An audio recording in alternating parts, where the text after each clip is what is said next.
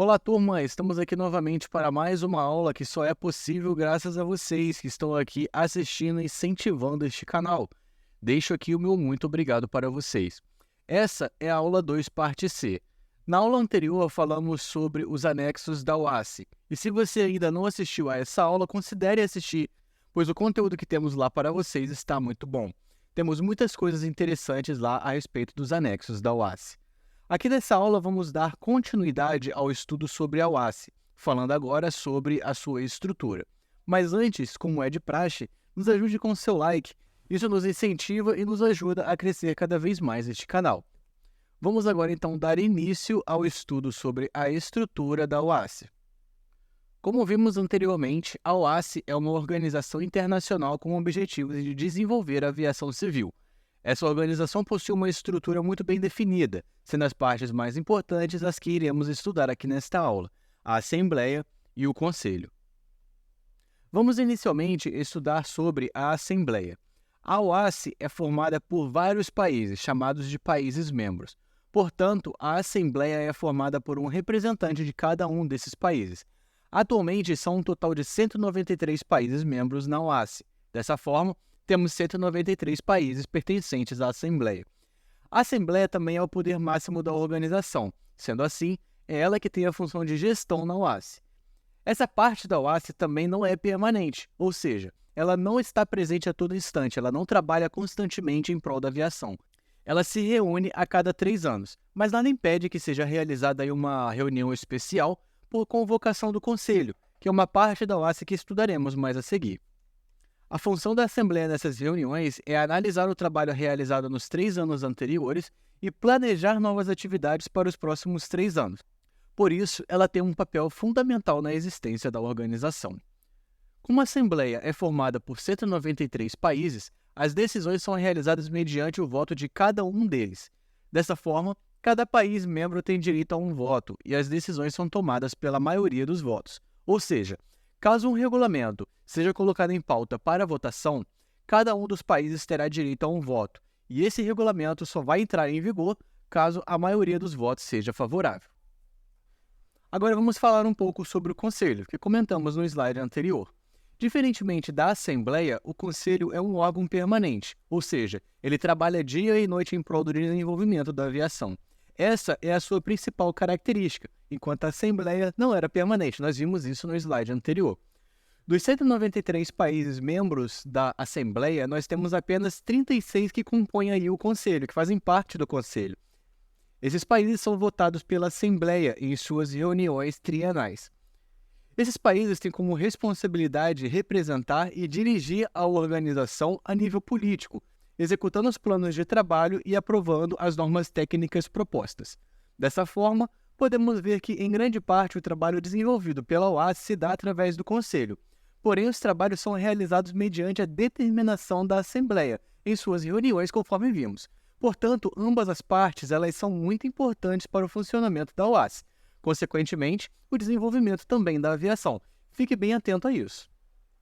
Para eleger os países membros do Conselho, a Assembleia analisa 3 aspectos: os países de maior importância para o transporte aéreo internacional, os países com grande contribuição para a provisão de facilidades para a navegação aérea internacional e os países que asseguram a representação geográfica no Conselho. São apenas esses 3 critérios básicos analisados pela Assembleia na escolha dos países. Na última reunião realizada, até a data da criação deste vídeo, os países escolhidos para o primeiro grupo, os países com grande importância para o transporte aéreo, são eles mostrados na tela. Observe que o Brasil faz parte desse grupo. Portanto, temos uma grande importância para o transporte aéreo internacional, visto que somos um país com um grande número de aeronaves. O segundo grupo, os países com grande contribuição para a provisão de facilidades, são os mostrados agora na imagem. E por último, mas não menos importante, os países que garantem representação geográfica são esses. Esses países não têm tanta importância para a aviação conforme os países do primeiro e do segundo grupo, mas são responsáveis por garantir representação geográfica da OASSE. Vimos então que no primeiro grupo temos 11 países, no segundo grupo nós temos 12 países e no terceiro grupo nós temos 13 países, um total de 36 países compondo assim o Conselho da OASSE.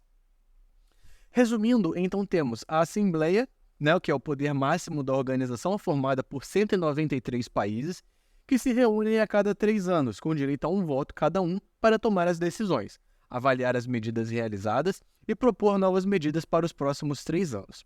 Abaixo nós temos o Conselho, formado por 36 países divididos em 3 grupos. O Conselho possui um presidente, que é responsável por convocar as reuniões do Conselho, servir de representante do Conselho e conduzir as funções designadas pelo Conselho. Esse presidente também é votado pela Assembleia. Por fim, nós temos a Comissão de Navegação Aérea e os comitês. Atualmente temos 6 comitês que trabalham na OASI. A Comissão de Navegação Aérea é o principal organismo que assiste ao Conselho da OASI nos assuntos técnicos relacionados à aviação, visando a elaboração e a adoção de normas e métodos recomendados, que são chamados de SARPs, e a sua inclusão nos anexos à Convenção de Aviação Civil Internacional. Os SARPs são especificações recomendadas ao Conselho e publicadas como anexos à Convenção de Aviação Civil Internacional, cuja observância nos casos das normas é considerado necessário para a segurança e a regularidade da aviação civil internacional. A última SARP elaborada foi a de Gerenciamento da Segurança, que posteriormente se transformou no anexo 19, Gestão da Segurança. Já os comitês têm a função de estudar e emitir parecer sobre os assuntos de uma determinada natureza. Vamos falar sobre cada um deles de forma bem básica para vocês entenderem, começando pelo Comitê de Transporte Aéreo. O Comitê de Transporte Aéreo ele trata de questões referentes à facilitação, desenvolvimento econômico do transporte aéreo e regulamentação econômica dos aeroportos. Já o Comitê de Cooperação Técnica ele vai supervisionar as atividades e o desempenho do Escritório de Cooperação Técnica da OASI. Já o Comitê de Finanças é responsável por propor ao Conselho os orçamentos trienais da OASI. Também é sua função garantir que os montantes autorizados pela Assembleia sejam adequadamente gastos. O Comitê de Interferência Ilegal trata especificamente dos assuntos relacionados às ameaças emergentes contra a segurança da aviação civil, ou seja, os casos de interferência ilícita. O Comitê de Recursos Humanos é o comitê responsável por aprovar as regras gerais da OASI no que se concerne aos recursos humanos, supervisionando também o seu cumprimento. E ele também vai analisar e supervisionar aí os processos seletivos para os cargos, da OASI.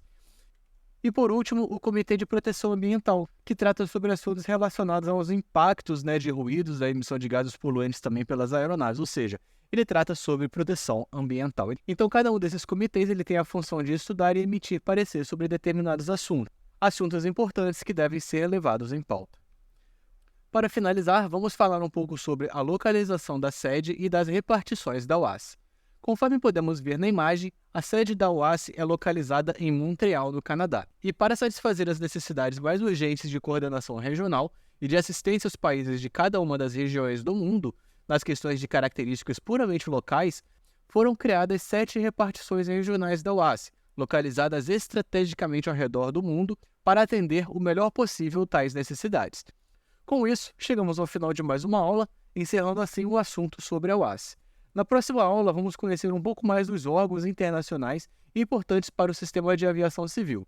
Por isso, não deixe de nos seguir e ativar as notificações para que você possa ser avisado quando uma aula nova aparecer aqui no nosso canal. Ajude-nos compartilhando esse vídeo com seus amigos, que também gostam de aviação. Até a próxima aula.